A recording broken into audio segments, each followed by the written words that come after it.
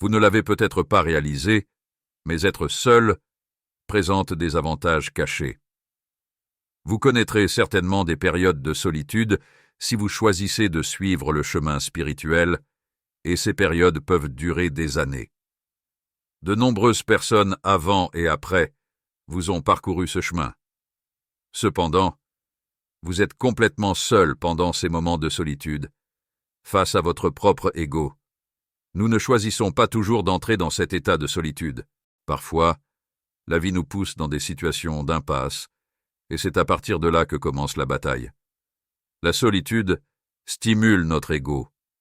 Il a besoin d'une influence extérieure. Appréciez. Rien. Silence. Il peut même devenir agité. Il n'y a pas d'échappatoire à votre propre souffrance, et faites de ce rendez-vous un voyage sans aucune distraction extérieure. Vous pouvez entendre son cri. Pourquoi moi? Alors que tout le monde semble avoir du bonheur et de la camaraderie, pourquoi suis-je seul ici? Il ne s'agit pas simplement d'un simple exercice intellectuel de lutte contre l'ego. Cela peut être un énorme obstacle. Cela déforme vos sens, vous donnant l'impression d'être le seul sur cette route désolée. Cependant, tous les autres sont plus faciles. Mieux. L'ego veut que vous avaliez ce médicament amer, vous disant que vous êtes injustement retenu, que l'univers compte les comptes et que vous êtes ridiculisé parce que vous n'en êtes pas digne. Cependant, il suffit de réaliser que vous êtes plus que les griefs de votre ego pour changer. Votre solitude se transforme en paradis, pas en prison. Cela devient un espace pour grandir, réfléchir et surtout, une riche source de conscience. Vous commencez à comprendre que la solitude est le temps que vous passez avec une partie de vous-même, souvent perdu dans le chaos de la vie quotidienne, ainsi que du temps pour vous-même. Vous avez la capacité de diriger votre énergie et vos objectifs de manière positive. Loin de la foule, comme l'a sobrement observé le philosophe Søren Kierkegaard, la foule est le mensonge. Vous êtes également un membre fidèle. C'est votre chance unique de faire face à votre propre vérité, de la façonner et de vous débarrasser de votre ego mesquin. Nos désirs changent à mesure que nous commençons à nous rapprocher des limites d'une compréhension supérieure, des choses qui ont autrefois attiré notre attention. Tout comme les événements sociaux interminables et les approbations externes, ils deviennent progressivement moins attrayants. Ce changement se produit progressivement plutôt que soudainement, de la même manière qu'une feuille change de couverture au fil des saisons. Tout comme votre ego avait autrefois soif de compagnie, votre âme a désormais soif de solitude. C'est une transformation, pas une perte. Le bruissement des arbres semblait vous parler, et vous avez commencé à profiter davantage de votre temps seul qu'avant.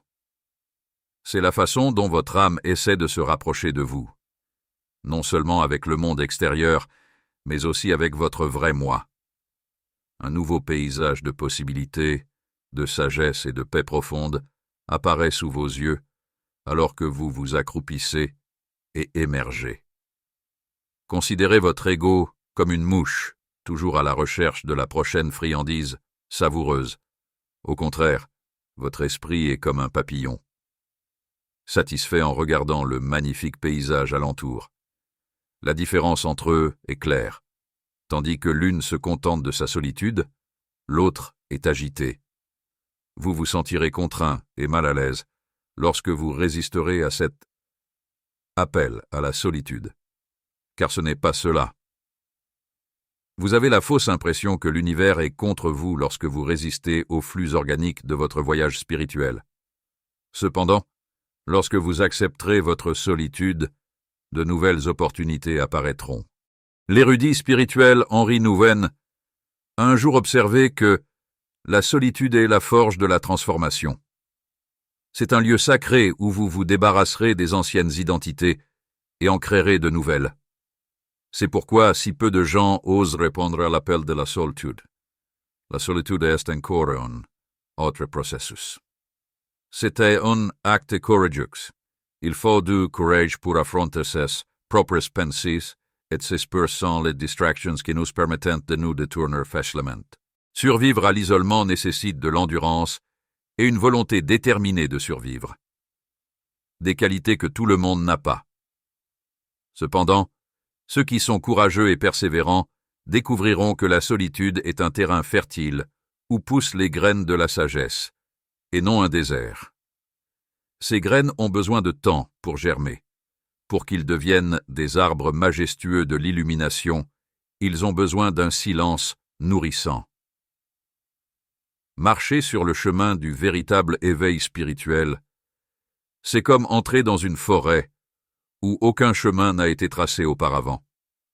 Il n'y a pas de carte pour vous guider, pas de touriste pour vous montrer le chemin. Vous et le désert intérieur êtes tout ce qui est présent.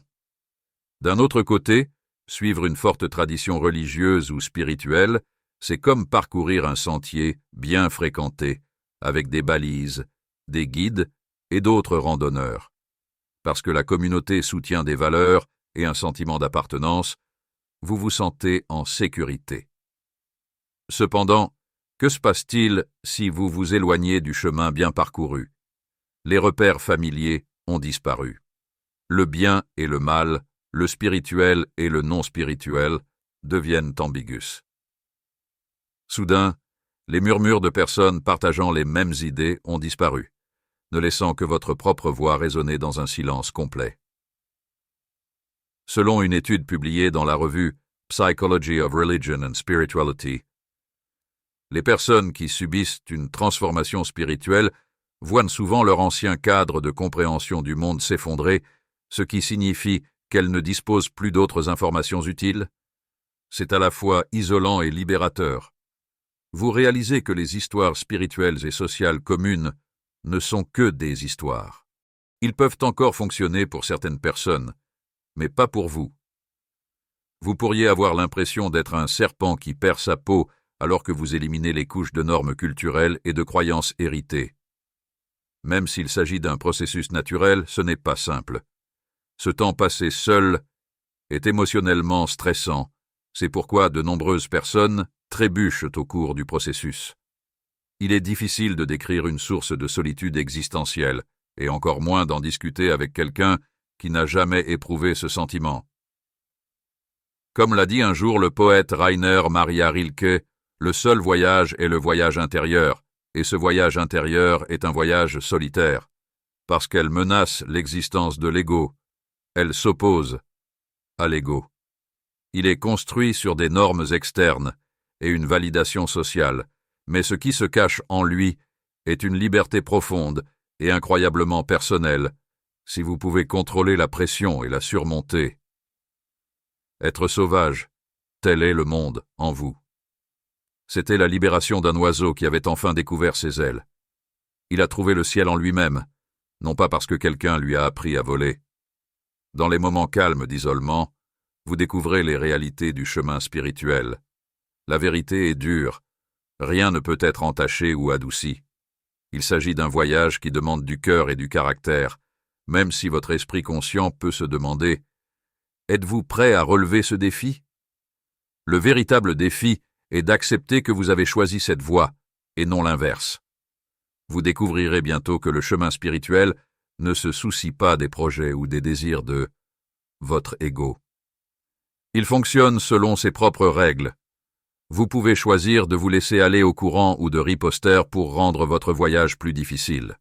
Il est essentiel de comprendre le concept de préparation, car ce processus vous détruit complètement, y compris la partie où vous étiez initialement prêt à commencer le voyage. De nouvelles perspectives émergent. Vous commencez à comprendre que le véritable chemin spirituel consiste à abandonner les faux égos au lieu d'acquérir un nouveau soi. C'est comme lorsque vous épluchez un oignon.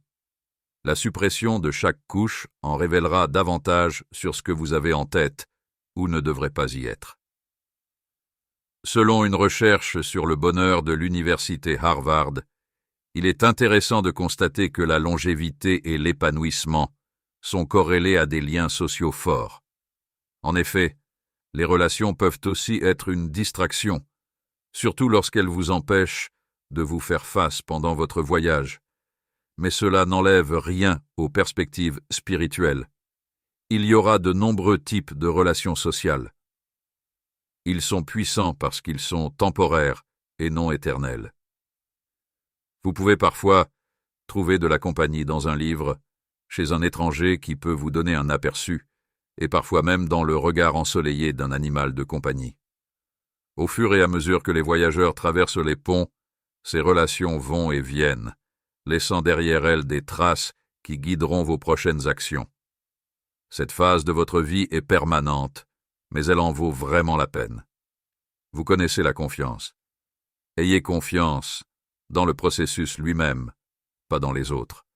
Vous rencontrez également l'amour, le genre d'amour qui parcourt le chemin difficile d'accepter et d'embrasser même vos recoins les plus profonds, et non le genre d'amour sentimental qui remplit l'écran. Votre partenaire de danse peut changer, mais la musique et la vérité fondamentale ne changent jamais. Le philosophe Alan Watts a dit un jour « La seule façon de comprendre le changement est de s'y plonger, de bouger avec lui et de se joindre à la danse. » Même si vous vous sentez seul, vous n'êtes pas seul. Vous avez un rôle à jouer dans quelque chose de plus grand que vous. Chaque période de solitude est une opportunité de se mettre en phase avec cette vision plus large. C'est à ce moment-là que votre dévotion consiste davantage à être en phase avec un rythme qui sonne bien avant que vous ne vous en rendiez compte, plutôt qu'à suivre un chemin prédéterminé. Votre boussole dans ce voyage est votre engagement envers la vérité. Il vous guidera, non pas par les vents de l'ego, mais par l'appel du plus profond de vous. Ce type d'engagement n'est pas du tout contraignant. Cela vous aide à être vraiment libéré. Il se concentre sur votre vérité intérieure, qui est vraiment précieuse en réduisant la portée de votre perspective. Vous affinez, sans restreindre, votre liberté lorsque vous vous engagez sur cette voie. C'est comme si vous aviez désactivé toutes les distractions autour de vous, pour laisser place au profond murmure venant de vous. Le bruit de l'électricité statique à l'extérieur disparaîtra lorsque vous tournerez votre attention vers l'intérieur. Selon la Harvard Business Review, avoir trop de choix peut en réalité nous paralyser et réduire notre niveau de satisfaction. De même, lorsque la dévotion à la vérité limite vos options, votre voyage solitaire sera plus épanouissant et plus significatif. Le moment présent devient votre refuge. Profitez de ce que vous avez au lieu de vous soucier de ce que vous n'avez pas. Abandonnez-vous à ce qui ne peut être gagné. Mais à mesure que vous passez d'un moment à l'autre, il existe une profonde acceptation qui vous permet de voir de nouvelles opportunités. Croyez que votre chemin sera révélé à chaque étape. C'est votre obligation et votre participation à cette expérience en évolution rapide. Prenez toujours ces choses à la légère mais aussi au sérieux. Votre parcours artistique est qui vous êtes, guidé par l'impulsion silencieuse mais puissante de votre vérité intérieure. Il faut de la pratique et des compétences pour naviguer sur les mers solitaires. La joie de la liberté et de la solitude réside dans la fine frontière entre l'existence et l'action. Lorsque vous êtes seul, vous avez une opportunité sans précédent de plonger dans les couches de votre monde intérieur. Alors comment profiter au maximum de ce moment? Commençons par un objectif. Une simple promenade peut se transformer en un pèlerinage de découverte de soi. Des études ont montré que même une courte période de temps seule peut améliorer votre santé mentale, si vous adoptez la bonne approche. Alors profitez de ces moments. Absorbez autant d'informations que possible à partir de livres, de podcasts, de conférences ou d'autres sources. Profitez de ce moment paisible pour nourrir votre esprit et votre âme. Laissez les idées des autres guider votre réflexion. Le calme n'est pas votre ennemi, mais votre allié. Dans le calme, vous pouvez entendre le murmure de votre âme, ainsi que vos désirs, vos peurs et vos besoins. S'il vous plaît, écoutez attentivement. Vous pourriez être surpris de ce que vous découvrirez. Exprimez vos sentiments honnêtement et ouvertement. Pleure si tu en as besoin. Si vous voulez rire aux éclats, allez-y et riez aux éclats, mais laissez-vous d'abord le ressentir. Tournez votre attention vers l'intérieur et concentrez-vous sur les choses qui comptent le plus pour vous, comme vos valeurs, vos ambitions ou vos passions. Prenez le temps d'y réfléchir et de vous en souvenir. Le changement n'est pas toujours facile. Il est normal de se sentir parfois mal à l'aise, voire malheureux. Socrate a dit un jour qu'une vie sans pensée ne vaut pas la peine d'être vécue. Prenez ce temps seul pour vous regarder profondément. Laissez émerger vos vérités sans phare et soyez attentifs à chacun de vos mouvements. Vous sortirez de cette étape comme une personne complètement différente, pas seulement plus consciente. Êtes-vous prêt à passer au prochain chapitre de l'aventure de votre vie?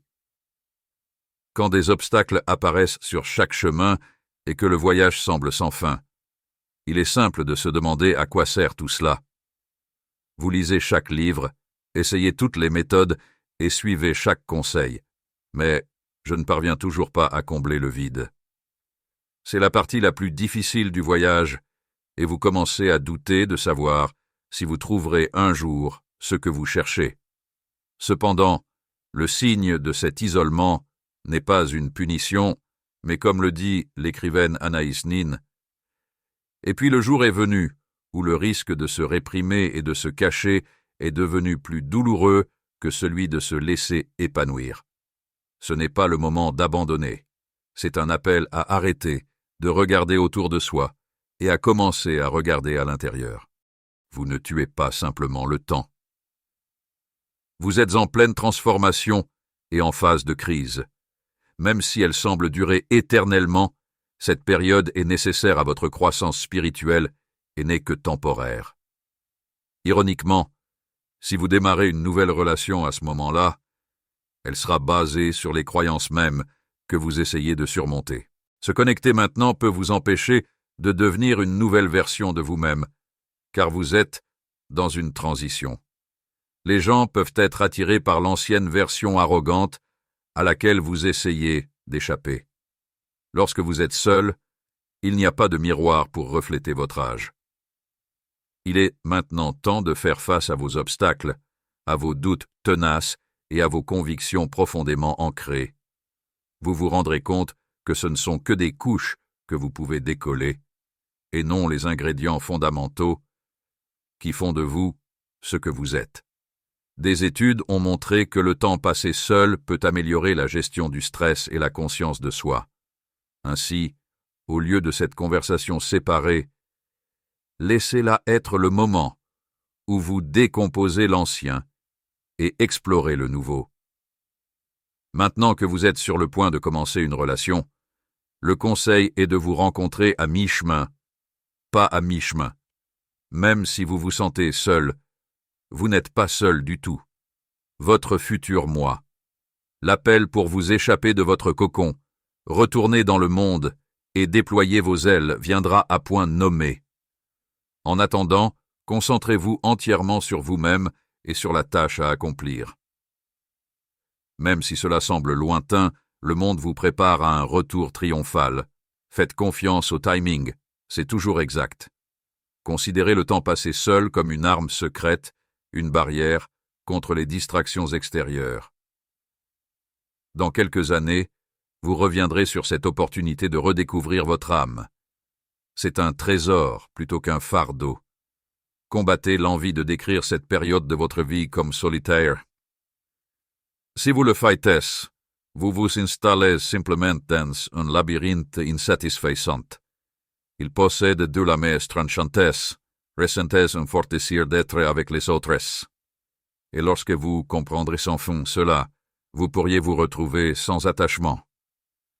Ce n'est pas votre vrai moi qui aspire à la foule, c'est votre ego.